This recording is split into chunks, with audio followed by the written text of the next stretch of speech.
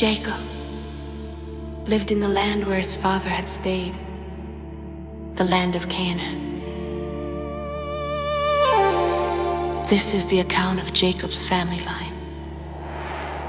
Joseph, a young man of 17, was tending the flocks with his brothers, the sons of Bilhah and the sons of Zilpah, his father's wives, and he brought their father a bad report about them.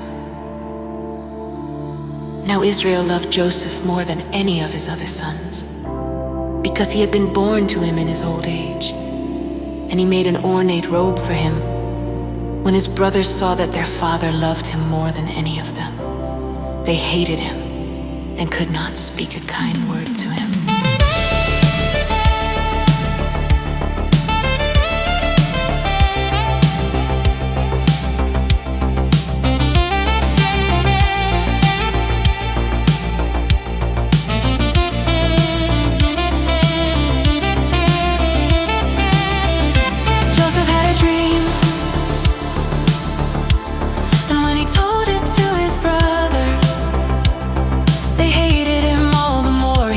To them, listen to this dream I had. We were binding sheaves of grain out in the field, when suddenly my sheaf rose and stood upright, while your sheaves gather around mine and bow down to it.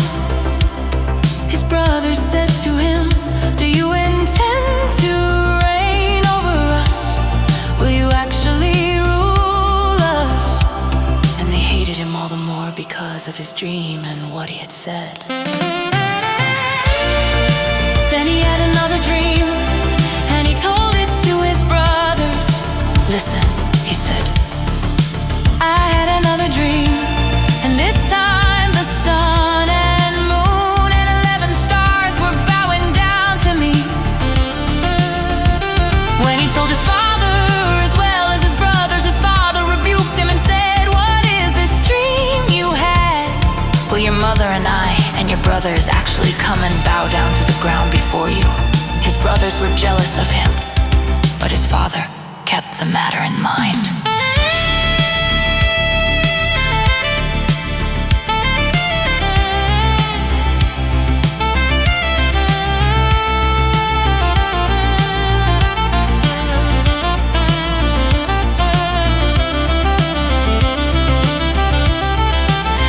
His brothers had gone to graze their father's flocks near Shechem. And Israel said to Joseph, as you know, your brothers are grazing the flocks near Shechem. Come, I am going to send you to them. Very well, he replied. So he said to him, go and see if all is well with your brothers and with the flocks, and bring word back to me. Then he sent him off from the valley of Hebron. When Joseph arrived at Shechem, a man found him wandering around in the fields and asked him, what are you looking for? He replied, I'm looking for my brothers. Can you tell me where they are grazing their flocks? They have moved on from here. The man answered, I heard them say, let's go to Dothan. So Joseph went after his brothers and found them near Dothan. But they saw him in the distance, and before he reached them, they plotted to kill him. Here comes that dreamer, they said to each other.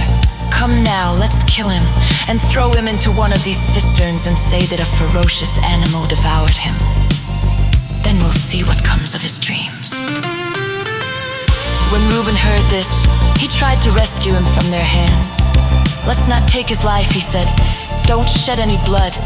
Throw him into the cistern here in the wilderness. But don't lay a hand on him. Reuben said this to rescue him from them and take him back to his father.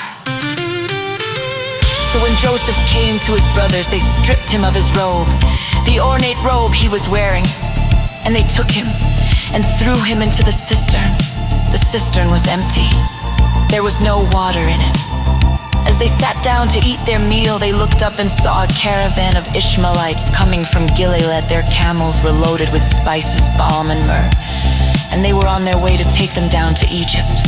Judah said to his brothers, "What will we gain if we kill our brother and cover up his blood? Come, let's sell him to the Ishmaelites and not lay our hands on him.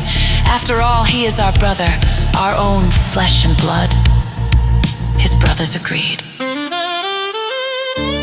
So when the Midianite merchants came by, his brothers pulled Joseph up out of the cistern and sold him for 20 shekels of silver to the Ishmaelites, who took him to Egypt.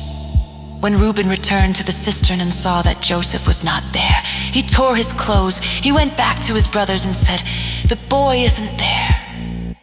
Where can I turn now?" Then they got Joseph's robe, slaughtered a goat, and dipped the robe in the blood. They took the ornate robe back to their father and said, "We found this, examine it to see whether it is your son's robe." He recognized it and said, "It is my son's robe. Some ferocious animal has devoured him. Joseph has surely been torn to pieces." Then Jacob tore his clothes, put on sackcloth, and mourned for his son many days. All his sons and daughters came to comfort him, but he refused to be comforted. "No," he said, "I will continue to mourn until I join my son in the grave." So his father wept for him.